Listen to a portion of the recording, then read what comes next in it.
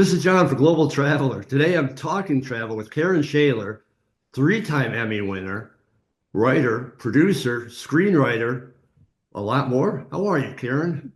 I'm doing well, John. Thanks for having me. I love talking all things travel. Well, that's one of the reasons, one of the many reasons why I wanted to talk to you. I've seen interviews with you. I've read where you've quoted that exactly. I want to talk to you about travel therapy, but if you could give us just a little bit of your background, how you got to this point. Absolutely. I love sharing this story because I hope it inspires anyone watching that it's never too late to do a pivot or even a whole 180 in your life. I was started off as a TV news reporter. I picked that profession when I was about 10 years old. I wanted to write stories. I really wanted, John, to see the world. I wanted to be a photojournalist. My grandma would have the National Geographics from the library, and we'd sit together and, I would just look through those pages and just dream of those pages. I come from very modest means. And so my grandparents, they actually clipped coupons, would read New York Times articles and study places to go.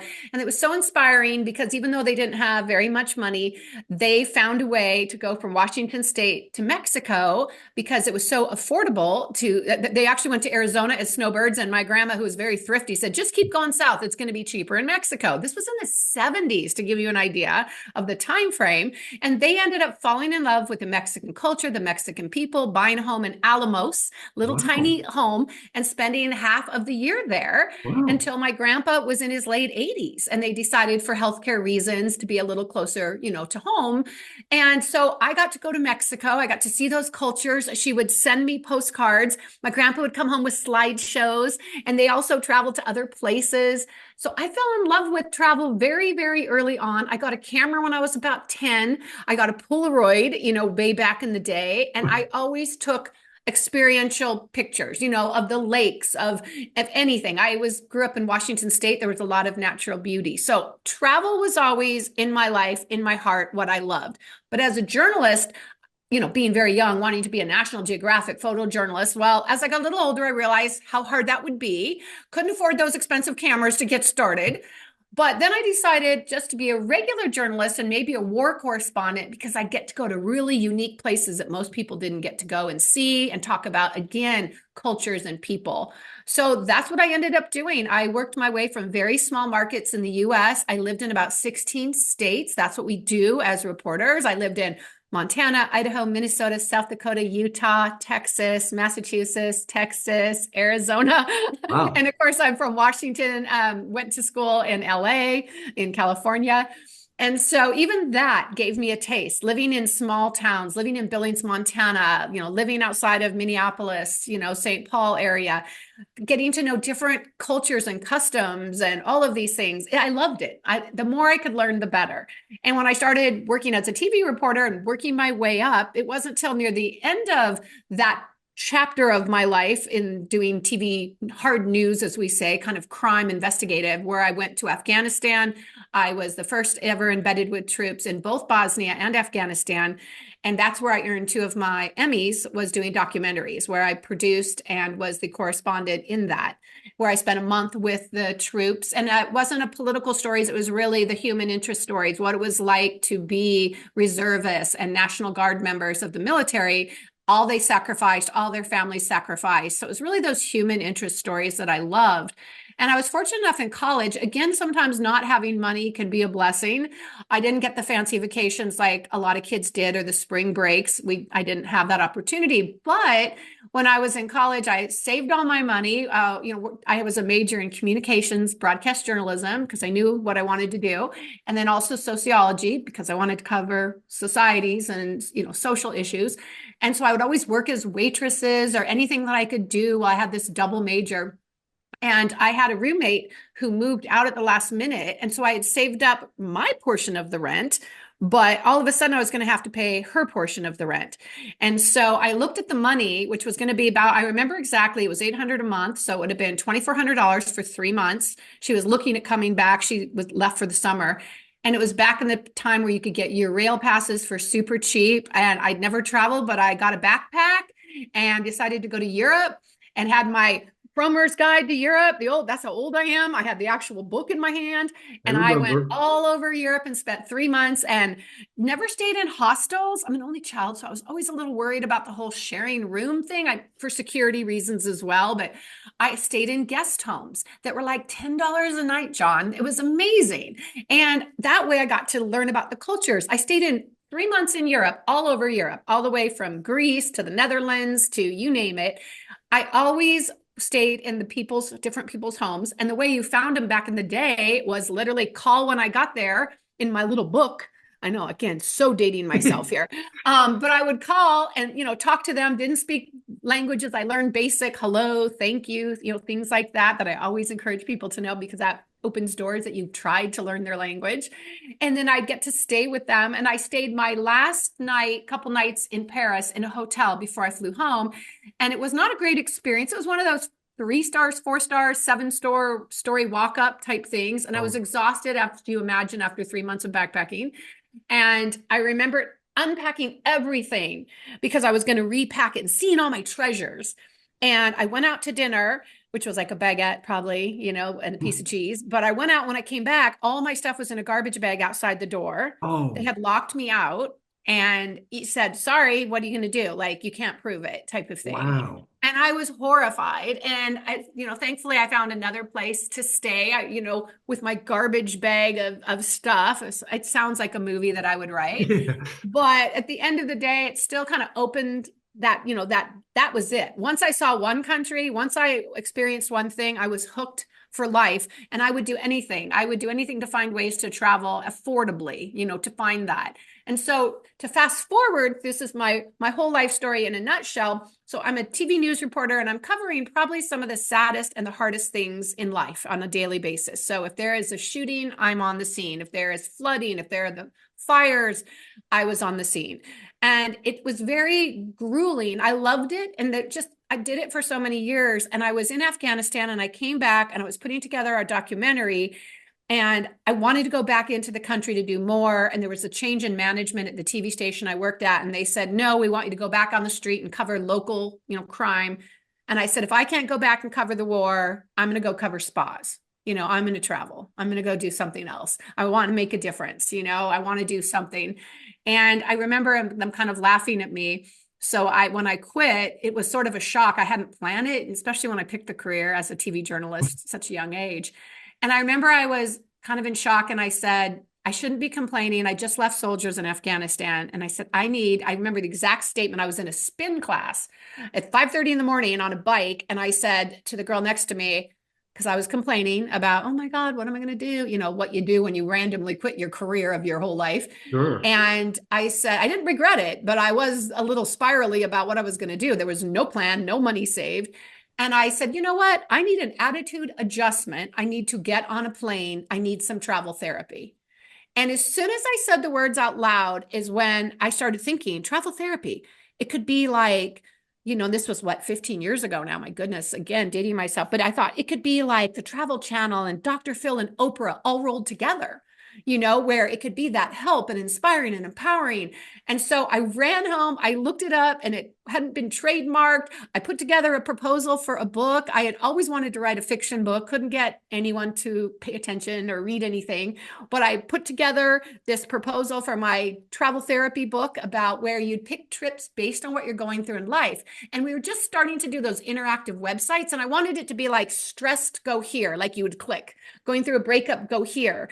So I did it in the book version and then kind of built a website and that could happen. And that started the journey. And I spent about a year still figuring out what I was going to do for money and decided if there was any place to reinvent yourself, to go from a crime reporter and a war correspondent to a travel correspondent covering, beautiful places. I moved to New York with a carry-on suitcase, sold everything I had, got about 20 grand, which is what it cost me to get into a teeny tiny studio apartment. If any New Yorkers are listening, the first and last months in broker fee, and started over and just went to Africa for a month. I had never had more than a week off in 15 years of working in TV. I went and volunteered. I always wanted to go to Africa and had a bucket list, put it all in the book. And, the rest is history, where I continued writing and traveling. I found partners with everything from, it was on in the airports TV. My segments would air locally in New York during, in the integration time during like Good Morning America, Rachel Ray, Live with Kelly, and all the different hosts. And so, I had these unique opportunities, and globally, Video Elephant, which I say is the Getty Images of videos, they were Mm. syndicating my videos globally. Of course, back in the day, it was AOL, HuffPo, all of those kind of things. And I loved it. I was still a journalist. I still took those skills, but I would travel to places, and I really specialized in off the beaten path. I tried to be, if you hadn't heard of it, that's what I wanted to do. I didn't want to go to the big places because I felt like they had the love, everyone knew about them. I wanted to discover hidden gems. And for someone like me that had never taken the tour bus with 75 people and the flag and following, and my family does that and they love it. So I am not talking bad about that. But Sure. for me, having not done that, I wanted to be more intrepid like I had in Europe, just traveling to, kind of affordable, unique places. And as you know, John, to kind of wrap up, what did happen, because you'll say, wait, if you go to my website, which is traveltherapytrips.com, there's a lot of luxury, beautiful off the beaten path places. And people go, I thought you were doing budget. And I always did everything. But as time went on, the places that could afford, the way, for if people watching that don't understand, many of the times we didn't get paid for my story. So maybe I could go for a week to a special hotel and stay and have lovely meals. But I wasn't paid for that because I was a journalist. And so we didn't do the pay for play or things like that, but they would host you. And they would host you. And so that was the access. They knew journalists that weren't getting paid, couldn't afford these really expensive hotels. So I do have a lot of luxurious, the dream places, on my website that I've been fortunate enough to do. And it was about 2000, I think it was 16, again, dating myself here, but it was the first time I traveled nonstop living out of Manhattan. I loved it. It was my life. And all of a sudden, I had a diagnosis where I couldn't travel for 2 weeks. I needed a minor surgery, but I couldn't even like do anything in New York. I couldn't take cabs. I couldn't go to the gym. And I don't sit still well, you can imagine. So for 2 weeks, I was like, what am I going to do? And it was Christmas time. And at Christmas, I loved travel was my number one love. And number two was the escape of movies, and Christmas movies in particular. I'm born at that time. And so I'd always watched the Hallmark movies and thought, I have 2 weeks. I took a screenwriting class in college. I always wanted to write one. I'm going to do it. So I studied it like you would. That's a whole nother story for another day, but I studied the genre. I watched a bunch of movies. I took notes like I would as a reporter. I wrote a movie. I researched who was making them. I very tenaciously reached out. There was a million no's, but I found somebody that was very big in the Christmas space and liked what I said in my email and said he'd read my script. And long story short, that evolved to quickly becoming Netflix buying my spec script as their first original Christmas movie, because Hallmark was in the game. I thought I was writing it for Hallmark. And then Netflix, it was A Christmas Prince for fans.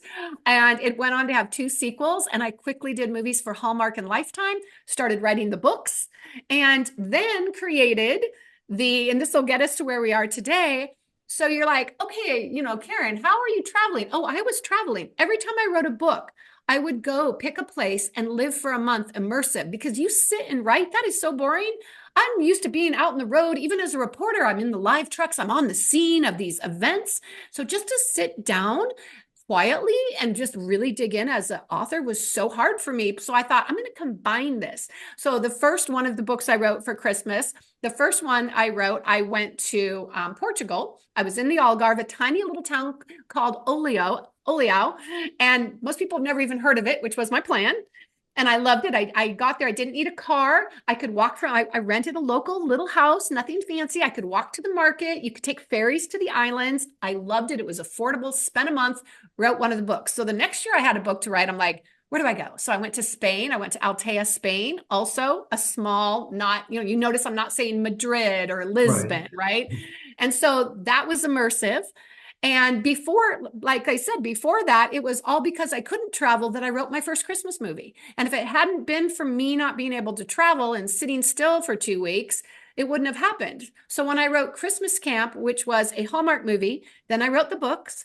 Then I decided that I would create a real life experiential event where you go to a Christmas camp, partnered with a top hotel, the Phoenician in Phoenix. We sold out 10 400 room nights in a half hour over 10 days and had all these experiential events that you come for Christmas camp. And so I was all ready to do that in different countries like Germany. So I'm finally, John, combining my journalism, my love of storytelling with travel, with my movie writing and my that kind of storytelling, my fiction and nonfiction. But that was when COVID hit. So it slowed everything down. And then I had a family member that's been ill, but I'm ramping back up to bring the Christmas camps back because there's such a demand. I have a waiting list of 1,000 people if I, not if, but when I bring them back. And that brings us to today, where I am getting back into traveling. I'm doing a lot with when I'm not traveling and helping taking care of family members and things like that. I'm doing travel tips on places like Dr. Phil's new network, and I've always done like Inside Edition and all those great, I say, my homes that have me on as a travel expert. And so it's fun for me because it keeps me this like what we're doing. I think COVID brought a lot of good things to us with all of the heartbreaking things and being able to do Zoom and connect with people. So I talk nonstop about it. It's a long journey, but really, if you think, it really started with a love of travel and being curious and wanting to share that and explaining. And I know your background that I admire so much. I was so happy when you reached out because you have been championing travel and people's stories, not just travel experts like us that, had done this for a full-time job, but other people's lives and how they've been impacted by travel. Because to this day, travel is truly my therapy. It's what I need to uplift myself when I'm happy. I want to celebrate with a special trip. When I'm depressed, when I'm struggling, when I'm anxious, whatever those emotions are, travel is my therapy. I always say it's like take 2 trips and call me in the morning. It's the way that I heal, and that interaction of people and learning about new places, that to me, I think is therapy for a lot of us, as long as you pick the right trip, which is so important, as you know. Well, you answered a bunch of my questions already just in that, but I do have plenty more to ask you. Oh, good. So, how has travel changed you? That's such a good question. I think from when I was very little, what it did the most was, as I mentioned, coming from pretty modest means, it opened my eyes to the world out there that I wouldn't have known about otherwise. And I think that's why I'm such an avid reader and write movies and write books, because it's able to take us on a journey and it's able to take us to different places. But the first time that I really was able to travel, when I went to Europe, when I was in college and backpacking, on a shoestring budget, to use the cliche, it was the first time that I was really able to see different people of different cultures, but to be able to see like Michelangelo, the art, or the Eiffel Tower, things I had read about, things I had pored over in those National Geographics as a kid, places that I dreamed of going, bucket list before I even knew what a bucket list was. Seeing it in person made me feel like anything was possible, that, the world was out there for us to experience. So for me, every time I travel, I learn from it. It's like an empty gas tank. If I'm tired or something, travel just fills that up. And why I did travel therapy, saying travel is therapy, and a joke that you need to do a lot of pre-planning so you don't need therapy after travel. But I believe that because when you travel, if you just pick the place for $3.99 for all-inclusive 3 nights and you go and you don't research and you don't look into it and you don't look at alternatives if your flight doesn't show up, travel can be extraordinarily stressful. The way I do it, I do all of that stress and all of that planning ahead of time. And as you know, John, when you travel, things can still go Oh, completely wrong, yep. but I'm okay with it. I have, I guess you'd say, the stress and the organizing prior. And then once I get on a plane, I say, whatever happens, happens. I'm just grateful to be in this place, to have this time, and to be able to travel. And I can roll with punches a lot easier, knowing that I have backups, for safety and security, and of course, financially and all those type of things. But travel has changed me from the moment I very first went to Mexico with my grandparents when I was about 10 years old. And it made me want more. It made me want to see more. It made me want to do more. It made me want to give back when I went to places like Africa. It completely has shaped everything about who I am is by traveling. All right. Well, let me reverse the question then. Putting all humbleness aside, how have you changed travel? Oh, wow. I don't think I've been asked that question. That's a very good question. I Totally. know. I'm thinking What I'd like to think, I mean, I couldn't say for sure, but what I'm hoping with travel therapy, I'm hoping that people are picking trips based on what they're going through in life. That was my tagline for travel therapy, and be intentional. So let's say you're going through a divorce, and instead of just like, oh, I'm going to go, I'm going to go to Lake Arrowhead again because I always went with my ex or something like that. Well, you're going to go and you're going to be sad because you're going to have all these memories. You just go because you've always gone. So I'm hoping with travel therapy, what I try to show by example and in my books and especially in my videos, to pick trips based on what you're going through. So maybe if you're going through a divorce, you want to try something new. You want to try something fresh. I even have in my book, you have like quizzes to take because everyone's different. Someone going through divorce might want to, I say, lick their wounds and heal and go to a spa and be pampered and just kind of cuddle up and just go, this is horrible. Someone like myself, I want to go cliff diving. I want to go shark diving. I want a new experience. I want to get out of my head. So I'm hoping with travel therapy, what I've been able to give back is number one, tips for safety, to save money, to make travel the most of your travel dollars and your travel time. I hope the tips that I give, that's so important. People that follow me on TikTok and other applications have said that I have saved them so much time and money. And I think that's what probably one of the things I'm most proud of. And then the other, of course, is opening people's eyes to travel and different ways that travel can uplift, inspire, and empower you instead of just, oh, it's just a trip. I'm just going to go. I got 5 days, and things like that. So I'm hoping that by talking about travel as therapy and intentional travel, that's open doors for people to kind of look at it in a different way and be filled up more with travel like I am. Well, I think it's great. One of the things I liked about your website, and you mentioned this earlier, was that there's different things, different emotions, or different reasons for travel therapy. I've talked to a lot of people, I've interviewed a lot of people on travel. A lot of people use travel as therapy, but nobody ever really broke it down into categories like that. And I think that's one of the coolest parts about your website. I also love the part that, you mentioned you do luxury travel. There's nothing wrong with luxury travel. There's nothing wrong with backpacking through Europe. There's nothing wrong with doing both or all at once. You're still traveling, and that's the important thing. One of the other things I think is really cool. I just love this one. Your coloring book. Oh, thank you. Well, and it's so funny the way that it all came about. And so I'm a writer in the Writers Guild of America. I'm a screenwriter. So your viewers might remember last year we were on strike. And so it was very difficult during that time because we couldn't work. We were not allowed to work. And there were strike captains. They were on the picket lines every day, in LA, in New York. I was taking care of my dad. I was not in one of those cities to picket. And I felt like, what can I do? What can I do to give back? How can I help? And some of the strike captains that we called them, kind of the heads of the folks there, the fellow screenwriters, we were talking and they were saying, they gave up their summer vacations. They gave up their trips. They couldn't travel to be on that picket line. And so I started thinking I had done one for Christmas, a Christmas coloring book.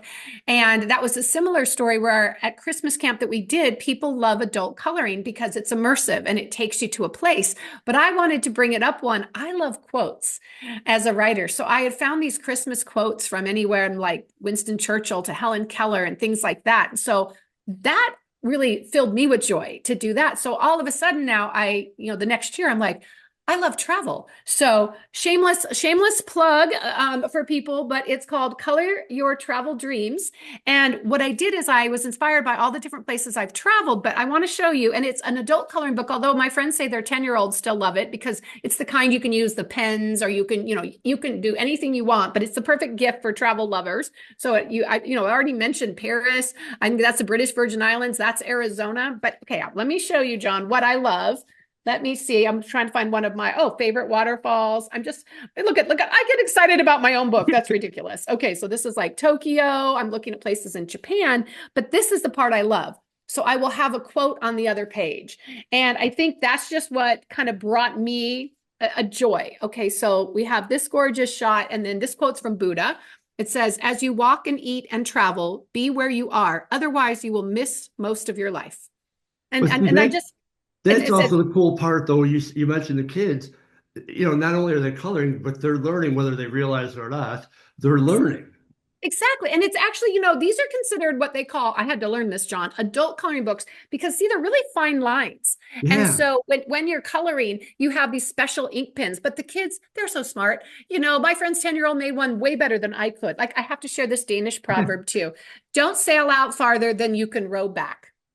And I love that. And so there's so many inspiring. And what I say in here is while you're planning your next trip, because I'm all about travel therapy, about pre-planning, so you can find the best deals and pick that trip. My YouTube channel is Travel Therapy TV, and I'm adding different videos on that all the time. And it's just the same as the website where you're like, I'm stressed, or a romantic escape, or foodies, where do I want to go, or things like that.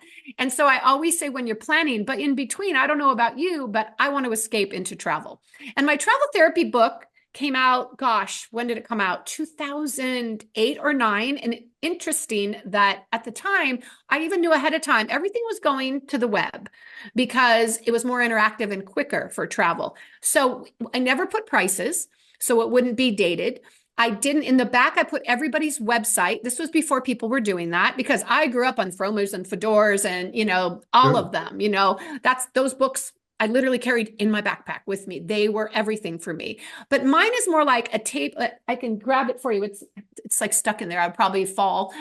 Wine glasses behind it. It's a wine cabinet as well, but it's colors. So it's beautiful color photos from the places I've been.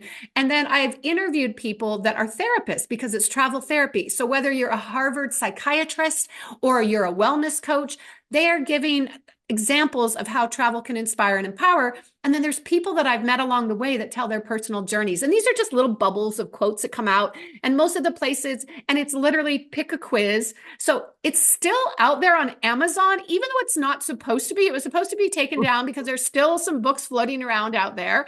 And people have asked me to do a TV series. I have been in talks for a while about kind of a positive reality show, taking different people and getting them where they've traveled and show how it transforms and inspires. And so I've been in works of ideas. So if any of your listeners or viewers are wanting something like that, make sure to let us know, because I really do what I want people to want. It's why I ended up on TikTok of all places, because people are asking for travel tips there. And I thought that's what I'm here for. I'm here to share what I can.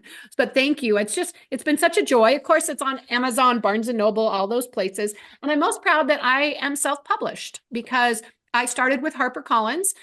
Love them for my first couple books, but it was during COVID when everything shut down. My travel shut down, my movie shut down, and my with book publishing, things were changing. I was looking at going to a new publisher. It was right in the middle of all that. And next thing you know, there was no one to publish the book that had already been written and ready to go. So I had to quickly pivot myself and learn everything about self-publishing using distributors so I could still try to get it in bookstores, on Amazon, on Barnes and Noble, sell it internationally. And it's a full-time job. It's such a lot of work. And my goal now is to turn some of the books, they're all Christmas themed. That was the kind of the genre I was in. So this is under my own publishing company as well. And I'm proud of that because I never would have thought, John, that I would have a publishing company. I mean, it just wasn't even on my radar. So But none of it, I mean, I was gonna say none of it was on your radar, but yet all of it was on your radar. it was, and that. Mhm. I love how that works in. So do you have, you probably don't, but do you have a quote in your own coloring book? I do. I do. Oh, Of course I do. what Oh my is gosh. your quote? Oh my goodness. Let me see if I can quickly see if I can find it. I'm looking at all. Oh, there's Wealth. Oh, I love Emerson's quote in here. I have quotes that some people, oh, here's a Helen Keller quote. Can I read the Helen Keller one? I'm not gonna Life stop is you. life is either a daring adventure or nothing at all. Love her. Love Helen. So, I mean, you would be surprised at all the people. And I think I spent way more time sourcing these quotes for people. People say some people bought it for their kids and they're keeping it because they love the quotes. We have a Mark Twain one. Travel is fatal to prejudice, bigotry, and narrow-mindedness. That one too. Okay, hold on. I know I have one. So I did a Ooh. little on my social. I did travel therapy. And I said, travel therapy is about picking the trips you need to take based on what you're going through in life. And so I had that. And then I think there was one other one. It might be the one I shared with you that I'm not going to say it correctly. I've been quoted so many times. You know how it is. You say it once and then it Yeah. gets everywhere. But I said, um, we were talking about anxiety and stress and the best solutions. And I'd said, take two vacations and call me in the morning.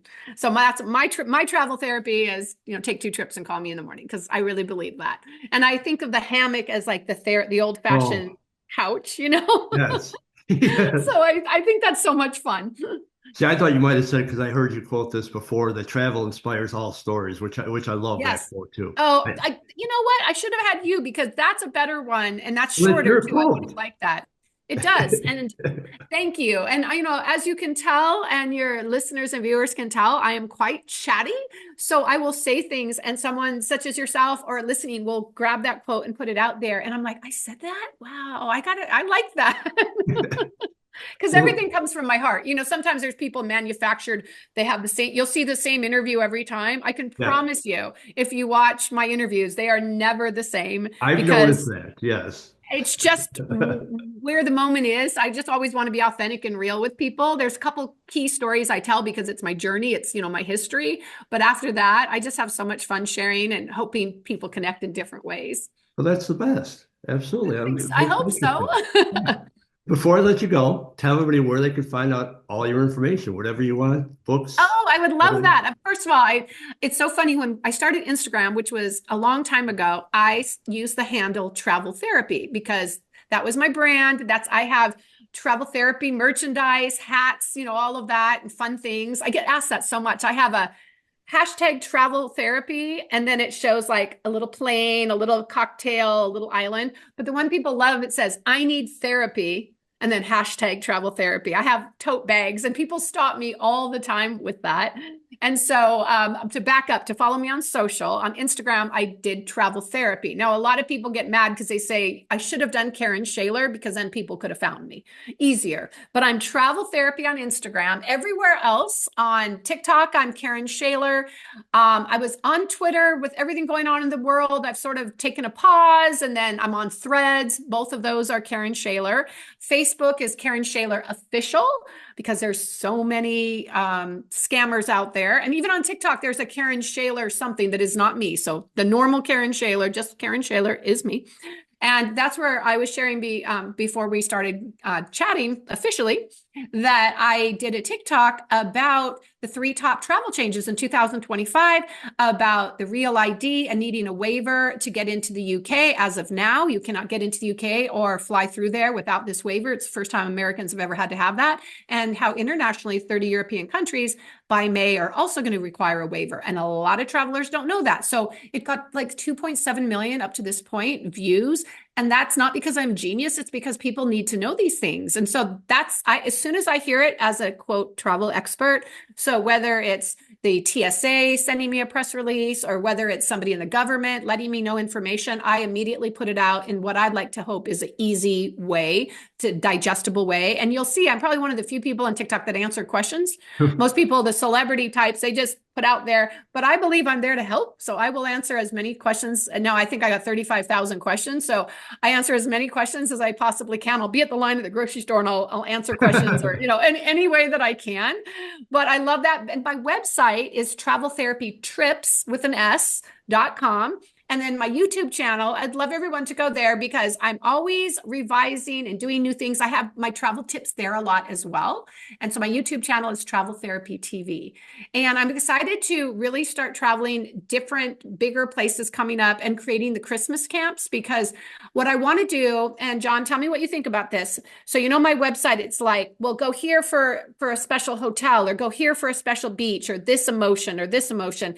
But I think for Christmas camp, some people want to come to the desert. That's where I had it before, in December, to get away from the cold of like Michigan or Canada. So I want to have different travel therapy Christmas camps based on what you want. Do you want a snowy Vermont? Do you want like Whistler, Canada? Where do you want to go? Because it shouldn't be one-stop shopping. It should be intentional. So that's my goal, is to have all these different Christmas camps that you can go to, and I tell people it's not for Christmas. We're all so busy at Christmas. It's usually starts in October, and it's about kind of doing all these fun Christmas things. We do everything from wreath making. It depends. Wherever the area is, I incorporate that. But if you see the Christmas Camp movie and my other movies and and books, I incorporate those activities. So when you watch those Hallmark, Netflix, Lifetime movies and go, oh man, I want to be there. Look at that cute town. That's what I recreate. I recreate from, we have Christmas camp cookies, Christmas camp cocktails, the ugly sweater pageant, you name it, it happens at Christmas camp. So by people following me on my website, I have like a VIP newsletter. And don't worry, you can ask anyone. I'm telling you the truth. I send maybe 2 newsletters a year. I am not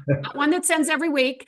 Now, around Christmas, you might get a few more because I will say my book's coming out or a movie's coming out, and here's a discount or here's a freebie. I do a lot of freebies, I think I gave away like 150 books last year.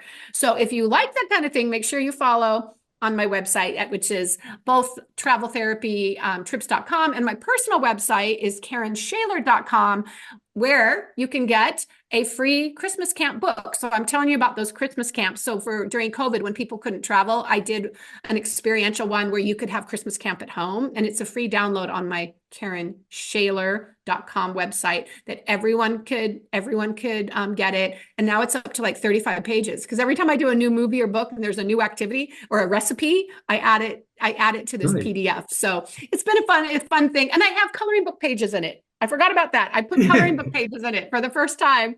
But I'm all about giving back as much as I can. And I think that those of us that travel, we see how much travel can impact us. And we see just a smile to somebody traveling. Simply my biggest tip I always say my biggest tip, and then next time someone talks to me, I'll say my biggest tip. But my biggest tip at the moment is learn 1 or 2 words of any language.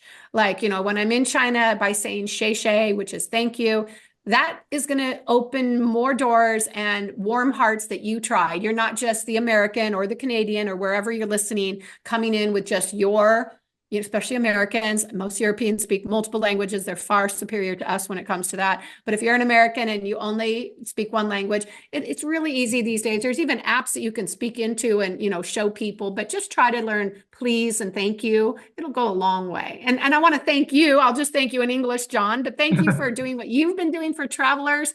You have been so amazing, and all your content. I mean, it's so important what you do, and so much fun to be able to share some tips with you and just some stories. Well, I'd like to do this again. Let's do an update sometime I later. love that. I'm sure you'll have a bunch of new stuff to discuss. I still have some questions, but let's save them for the next time because I love it. that way we spread it out a little bit. I love that because there's a lot going on. But it's all good. That's the point. So, we'll have a lot to discuss in the future, and with all your tips and then current events and travel. So I would love to get an update with you later in the year. And Definitely, please. thank you for today. Thank you for your time. Thank you for your thoughts. I appreciate it.